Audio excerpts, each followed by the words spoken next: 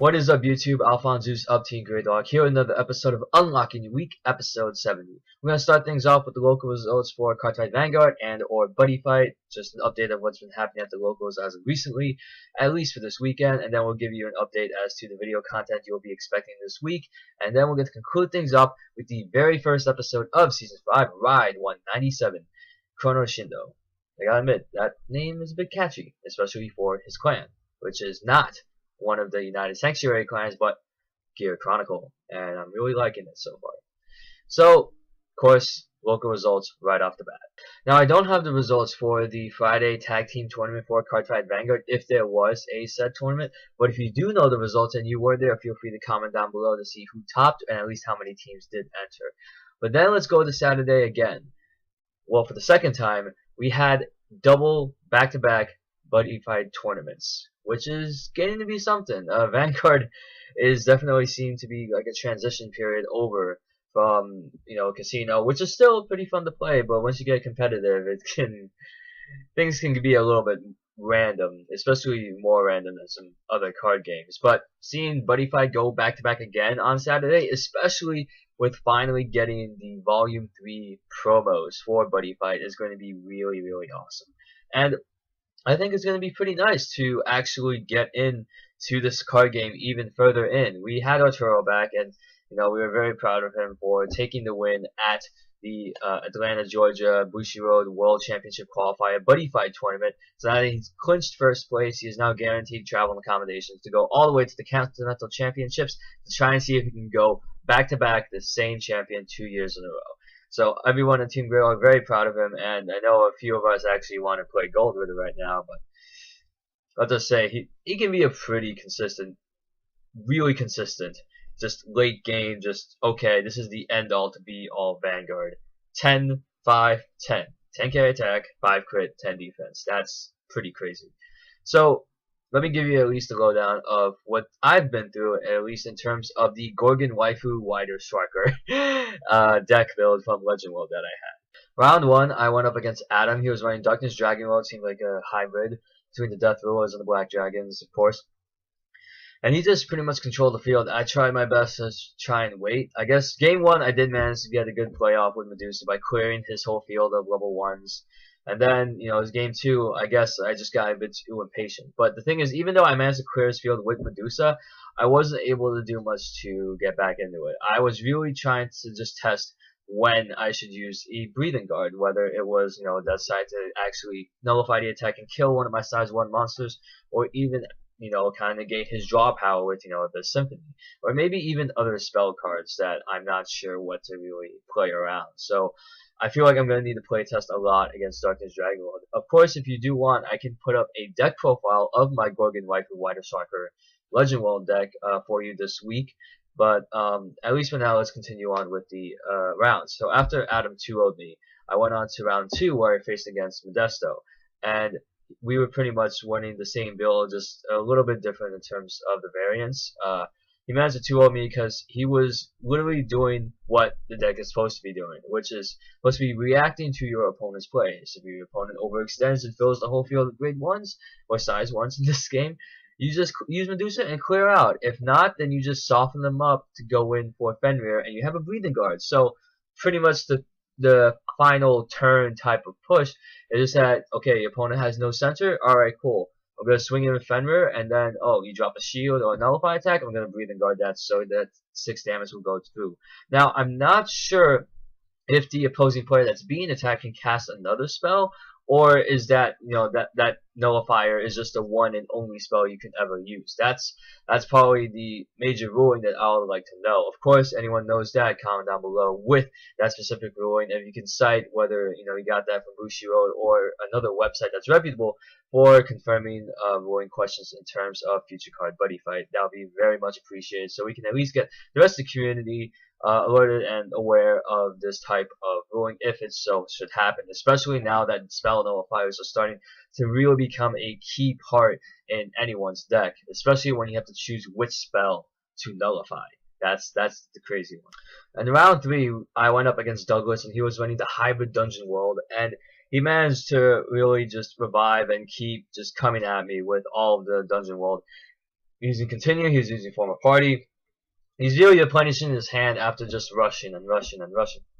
And honestly, it seems to me like a zoo deck, except that this zoo was like a zombie zoo, where you just keep reviving them and keep coming back, going with whether Drum goes for Penetrate, or even just use Tetsuya for those OTKs, especially when you have Glory Seeker as your weapon with that really meaty 3 damage. That discard cost, it doesn't even matter, because you can really get them back with the mission cards, or or even Continue if you want to be fancy. Now, in terms of trying to figure out what I should do against him, I was trying to see maybe I should just drop Medusa, or at least save up if he wants to go for a size 1 triple play attack. But of course, with Glory Seeker for both games, I was wondering, should I even put in Cecilia's Spell Disarm? Because at least for Legend World that I know of, we don't really have many item destruction cards. So maybe Cecilia's Spell Disarm would be an answer to such a thing, because especially when they manage to get that spell, they mill the top card, and the spell, their life count goes to 3 when your life point hits 0, of course. And that's the, if that was at least eliminated, I can at least worry not so much about just going in for game and not worrying about a random heal trigger from Cardfight Vanguard just going off like that. Because 3 life is still a pretty meaty number that you're going to need a 3 crit monster if you want to take care of that. Now, in terms of moving on to round 4, I went up against Josh, and he was playing Gold Ritter. Now, game 1, I managed to not see Gold Ritter for that game, so I managed to at least control the field, get the double attackers, and then go in with Fenrir. Game 2, he did get to Gold Ritter, and I had 2 Holy Grails, so I can last for 2 turns. However, I really didn't have any monsters to try and break that, nor did I have Power Mythologies to actually have, boost my monster's attack to 5k, especially with both Uriel and with Medusa. And unfortunately, I didn't have any breathing guards if I did try to do link attacks, because he had the Drago energies, and of course he got the counter attack, so I lost my link attack monsters, especially that really good skill that Gold Ritter has, where any link attack damage that you take is only 2. Not more, not less, it's only 2. And of course, because at most you're probably going to be link attacking with monsters that deal at least 1 damage apiece, unless you have a 0 crit monster, which I don't even know. And once Gold Ritter is on the field, it's really bad. So I lost game 2 to that. Game 3, it was mostly just utilizing the Dragon World engine just to at least outlast and then hit Gold Ritter. I wasn't able to do much because, of course, he had his shield and stuff like that. And in my mind, I was thinking, should I just picked up Excalibur? Well, I didn't really think so of that. And I lost against Josh. And then round 5, I got a bye. And even though that's 1 and 4, that's really like going 0 and 5, because a bye is a win, but it's not really a legit win, if I may say. I'm happy I didn't technically lose, but still, I didn't win against any of the players that I fought up against. Of course, round 1, Darkness Dragon World, round 2, Legend World, round 3, Dungeon World, round 4, Dragon World. So, at least facing at least a different world each round was pretty good. And I didn't have to deal with Ancient World, at least for that tournament, because I could have had some answers as well. And with the new promo packs, Valkyrie's pretty awesome, because for a 4k, 2 crit, 4k, and for a 2 gauge pop a monster, that's pretty good. Because, with Legend World, I can just drop a Zoltug and just pay that 2 gauge right off the bat. It's like, alright, I kill this monster. And Zoltug itself, it has really good attacks. Like anything that deals over 1 damage, 2 damage, and especially having a good skill like just giving you a lot of gauge is interesting. And that's how I think Valkyrie should at least be in my side deck. I think it would be good to have a play set up, especially if you want to run her along with all the heroes in the Knights of the Round Table build. With Arthur, Percival, all those guys, and just going with Excalibur, go for game, and just be happy. Because of course, with Excalibur, 10k power, that can hit Gold Ritter pretty easily. And with the other worlds like Ancient World and stuff like that, that's a pretty big number to try and negate. Of course, when you have stuff like Cecilia's Spell Disarm, or even the item destruction card that came in Darkness Dragon World, that can be a pretty big problem that you want to save your breathing guards for. Even the Holy Grail cost, it doesn't really matter that much, because you can really get back Holy Grail with the Knights of the Round Table. So I went 1 and 4. And so the top 8 that actually took place, let me just get the notes right here. They actually went to top 8 split, which is pretty interesting because usually after we had 18 people enter, and so we had 5 rounds of Swiss with a top 8 cut to playoffs into the top 4. And so we had 8 people against the top. We have Arturo going with the Dragon World of Gold Ritter. Then we had Joe with the Death Lords of Darkness Dragon World. We had John going in with the Vanilla Armor Dragons of Dragon World. Yes, with Gargantua Punisher and all those classic cards like from day one. And then we had Precise go in with Black Dragons of Darkness Dragon World. Henry also topped with the Thunder Knights of Dragon World. We had Eric go in with the Black Dragons of Darkness Dragon World. We had CK with Seeger of Ancient World, and then we have Josh rounding out the top 8 with Gold Ritter. So we had about 4 of the top 8 that had Dragon World, 2 Gold Ritters, one Vanilla, 1 Thunder Knights. That's a pretty big majority for the top 8, along with 2 Darkness Dragon Worlds, or actually make that 3 Darkness Dragon Worlds and 1 Seeger. So 4 Dragon, 3 Darkness Dragon, 1 Ancient World. Well, let's just say Darkness Dragon World is very interesting to a lot of our members, not only of Team Gradelock, but as the locals as well, because, of course, Spectral Strike and Shadow Dive, they proved to be really, really good against, the Luminous Dungeon World, as well as any other rush decks, because they can know how to control the field, as well as they have a pretty good advantage over Seeger, in which they can just do direct attacks, and they really have to, okay, I have to nullify this attack straight outright, because this Rat Trigger can't really do much for me, especially when they go into the impact, where, okay, Seeger, now you're attacking your own fighter. And now the results for the second Buddy Fight tournament. We had 11 people, so that equates to 4 rounds of Swiss with a top 4 cut. So far for that tournament, we actually had some repeat performances. According to what I've seen from the results, the 4 people that topped were Josh, Joe, Arturo, and Henry. So 2 Gold Ritters, Thunder Knights, and Death Rulers. So it's good to see the same 4 people that made it into top 8 actually round out the top 4 for this time. So it's good to see the members of Team Gradelock taking those top spots and really showing that Buddy Fight is pretty much going to be our game right now. It's really enjoyable, and it's really crazy, especially when you have a person that's been on the competitive scene on a regional and a national stage. It really inspires everyone to kind of say, alright, we find this game, we'll make it better, we're trying to do a community around it, and we see the potential that it has to really become one of the best card games that we've seen. And out of all 3 games that Bushiroad put out, I think Buddy Fight has definitely the most potential. I think Wage Swords does have some potential because you're bringing in animes, and with the recent release of the Persona set, it makes me want to go get 2 trial decks and test my luck to pull a sign card, or just go in on a Persona deck just to see what it's all like, because some of those effects are actually really cool. So outside of those 2 Buddy Fight tournaments that took place, we're going to be getting into the video content for this week. So we recorded a Cardfight Vanguard match for you. It's going to be a best of 3, but since both fighters actually had to leave a bit early, we'll try and see what we can make out of that.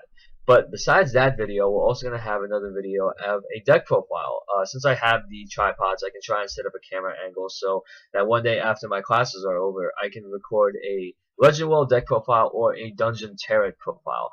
Those are pretty much the 2 decks that I run nowadays. So if you want to see either one, feel free to comment down below as to which one would you rather see, Legend World or Dungeon World. Now, besides those 2 videos, Henry also has his own agenda. I'm sure that he puts up the videos, whether of its deck profiles that either he'll trade or sell, or just how he's been doing with them, as well as any other trade binder videos that he has, because he got a lot of cards for both Cardfight Vanguard and Buddy Fight. So we're going to see when's the next time he's going to put that up. So feel free to stay tuned this week for that. And finally, now let's get into the episode breakdown. The first episode of Season 5 of Cardfight Vanguard, Ride 197. So, of course, spoiler alert, I will be discussing the episode. So, if you want, you can either pause and close the video, go watch that episode, come back right here so we can discuss about it, or close the video and be on your merry way. So, Ride 197, Chrono Shindo. We get to see the premiere of Season 5. We just go into the generation stride generation, whatever you want to call it.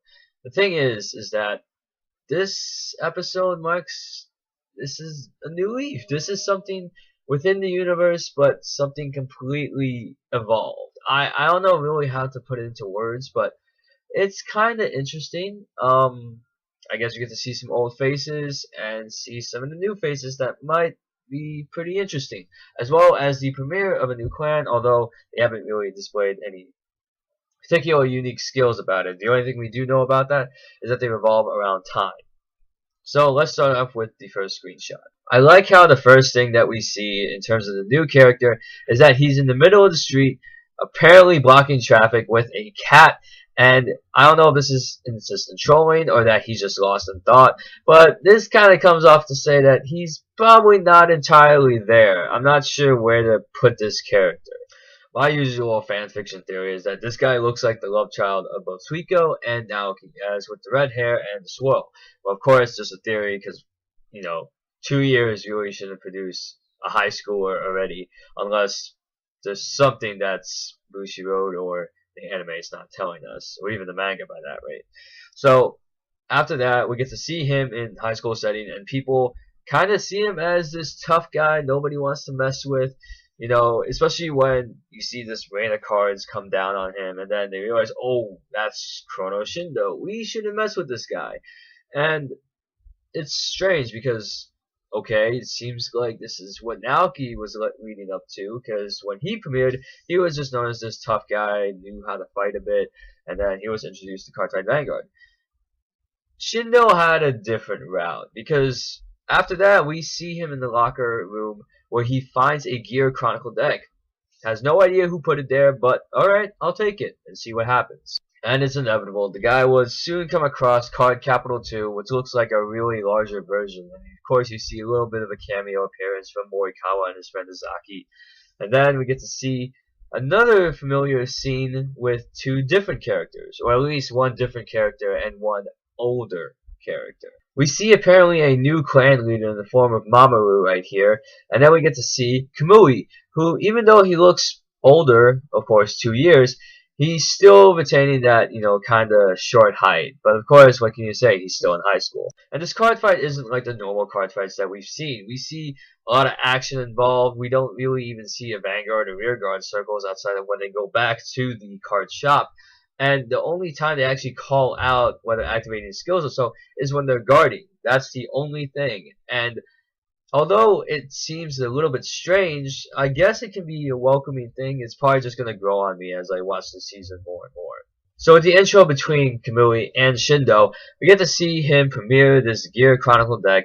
And Kamui, when he does this little scanning thing to make sure all the cards are legit, it's interesting for him to see that, oh, why this? I've never even heard of it. It's kind of, it kind of takes the words out of your mouth, wondering how did this get into the hands of an absolute beginner. It does follow the type of trend in which that we have the newbies that either end up pulling godlike, whether SPs or buddy rares in any card game, or they actually end up winning their first fight, even up to their first tournament, and they just started the game. This is something that I've seen quite a bit in animes in general. But I gotta say, there is some truth to it, especially when you bring it over into real life. And what better to start out the new season with a card fight? Now, this isn't like Season 1 where they introduced the rules and such, because Cardfight Vanguard has already been established for 3 years already, and at least the players that do watch the anime, even those that are kind of familiar with it, they really don't feel the need to just re-explain all the rules to them. So they immediately go into a card fight, just showing off what Gear Chronicle could do, but I guess they don't really want to let everything out all at once, especially in the first episode of a series, when you literally have about a couple of episodes to explain Gear Chronicle and the deck in general, just to kind of give the audience a little bit more and more, give them more reason to just come back and watch a new episode next week. And what better way to start off than with Kamui, who we haven't seen card fight in a while, especially in Season 4. Now, what we see next, though, is kind of borderline harsh welcome, in a way. Yeah, let the screenshot explain it to you. I gotta say, this whole scene was pretty much a lot of BM, because the guy would just ride first and immediately try and cut the sword open on a starter and just stop right there. Whether it's to psych out Shindo or whatever, but I guess it really didn't work out. To me, it was just like, alright, this is not really a way to introduce a newbie to a card fight game, especially when they might have the most broken clan in the series so far. So when Shindo rode the Grade 1 AK Vanilla, we thought we were going to see a pretty big attack from this guy, but unfortunately it seemed like this big charge led up to a pretty small finish. And that small finish was just a little bop on the head. Of course, damage is damage. It's just that usually when you see people ride Grade 1s, especially in the recent seasons, you see them going all out, whether they slash or they shoot. But I guess Season 5 just wants to introduce something different. Now this part was very mind-boggling because I think that he actually skipped Grade 2 in order to get to Grade 3. I don't know if it's because of timing issues or something similar, but still, it kind of threw me off quite a bit. But maybe Kamui just let it go because, oh, this guy's a newbie, I'll just let it go just to probably tell him afterwards, even though this seems like a very important tip to tell your opponent, or at least for you to know, that you cannot skip a Grade 2 ride. And the surprising part is that the rest of this fight, we don't get to see any skills activate, we don't see any superior calls, restands, criticals. We just get to see a lot of action. And it may be because of this new card fight table that they have at the Card Capital 2, but I want to see the drive checks, I want to see the crits, I want to see just the usual terminology you see in a Cardfight Vanguard game, especially when you have Nova Grapplers, when you're just restanding and announcing these effects that, oh, if it hits, I stand, or something like that. And especially with Gear Chronicle 2, we just get to see some vanillas going at it, but we don't really get to see a lot of skills, especially when Shindo would skip to Grade 3. And then by the time that community drops him a little bit of that hint that Cardfight Vanguard that has a back of white rather than blue was placed in the generation zone, we get to see something brand new.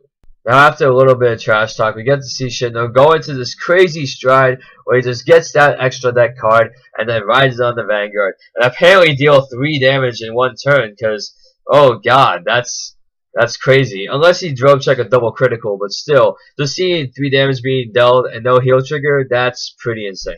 And I really can't blame Kamui for saying, he beat me, because you're a well-established card fighter in the anime, and then you get beat by, of course, the new main protagonist, but still, that was probably one of the sackiest plays I've seen in Cardfight Vanguard in all of the seasons, especially even including the Season 4 fight between Galleon and Kai, where heal triggers were being drawn and they actually going out like crazy.